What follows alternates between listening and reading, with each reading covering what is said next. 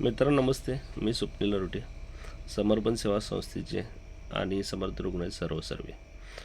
आज तुम्हाला मी एक आता गोष्ट म्हणून समजा आणि सोडून द्या, पण अनुभव आयुष्यात लय मोठा असतो आणि तो कुणाशी पण शेअर करायला नसते.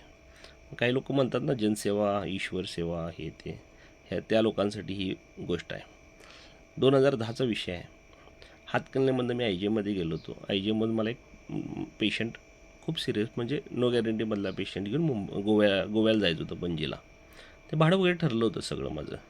तेवढ्यात हातकणंगले ग्रामीण रुग्णालयामधनं संध्याकाळी 5:30 वाजता मला एक डॉक्टरचा फोन आला की स्वप्नील दादा, जरा 2 पेशंट आलेत, बारके बाळ आहेत, एरमुंगळीच्या बिया खाल्ल्यात आणि ज्यांना उलट्या बिलट्या व्हायला लागल्यात, सांगलीला घेऊन जायचं आहे. तेव्हा रुग्णवाहिका ॲम्ब्युलन्स सर्व्हिस इथं उपलब्ध नव्हती आणि आपल्या गाडीवर बराचसा भार होता. मग मी त्यांना समजून सांगितलं, साहेब मी गोव्याला जाणार आहे म्हणलं पेशंट घेऊन, आणि मला मग ते म्हणले नाही, ते पेशंटचा जीव धोक्यात आहे आणि तुम्ही यायला पाहिजे.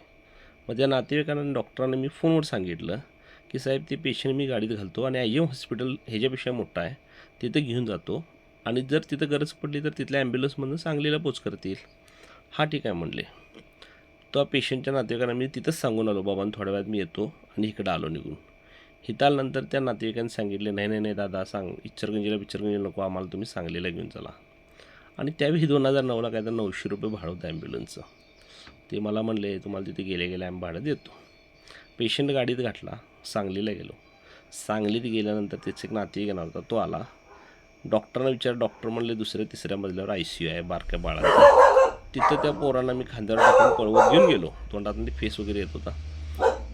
एक मुलगा त्यांनी घेतला, एक मुलगा मी घेतला, वरती नेला, ॲडमिट केला. बाहेर आलो. त्या नातेवाईकांना म्हणलं, साहेब पैसे तेवढे द्या, मी जातो, मला अर्जंट गडबड आहे म्हणलं. नाही म्हणले, अहो काय झालं, गडबडीत आलो आहे म्हणले, माझी मोटरसायकल तिथं आहे दवाखान्यात, न्यायला आलो की तुम्हाला पैसे देतो. मी म्हटलं ठीक आहे, आणि मी तिथून इचलकरंजीला रवाना झालो. इचलकरंजीचे जे नातेवाईक होते त्यांनी पण गडबडीनं काय केले, की दुसरी गाडीची व्यवस्था केली, आणि मी तिथं जोपर्यंत त्यांनी दुसऱ्या गाडीमध्ये त्यांचं ते पेशंट घातलं होतं. माझा तो बी कॉल गेला. मी हातकणंगल्याला निघून आलो. दुसऱ्या दिवशी त्या जे पेशंट सोडलं होतं त्यांना फोन केला. साहेब म्हटलं भाड्याचं काय. दुसऱ्या दिवशी जेव्हा फोन केला तेव्हा त्या नातेवाईकांना सांगितलं, काल रात्री मी आलतो, गाडी घेऊन गेलो आणि जरा गडबडीत होतो, आणि तुमचे पैसे मी संध्याकाळी पोच करतो. असं करत करत करत त्यानं जवळपास 3 आठवडे घालवला.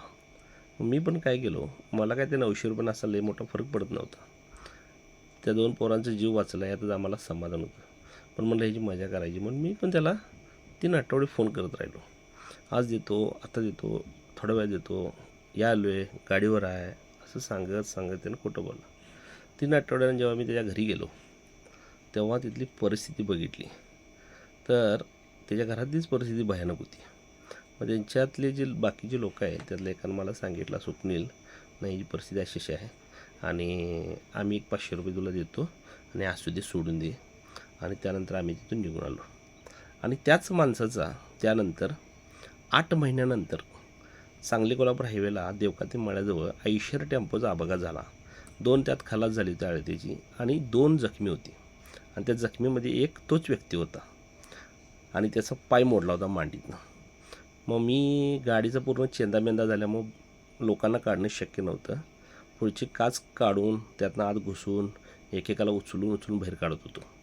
शेवटला मग त्याला पण काढला, हॉस्पिटलला आणला, आणि परत त्यालाच आपल्याच ॲम्ब्युलन्समधनं पायस हॉस्पिटलला ॲडमिट केला.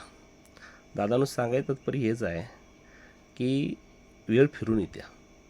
त्यामुळे जो माणूस तुम्हाला मदत केला आहे त्याच्याबरोबर प्रामाणिकच राहावा.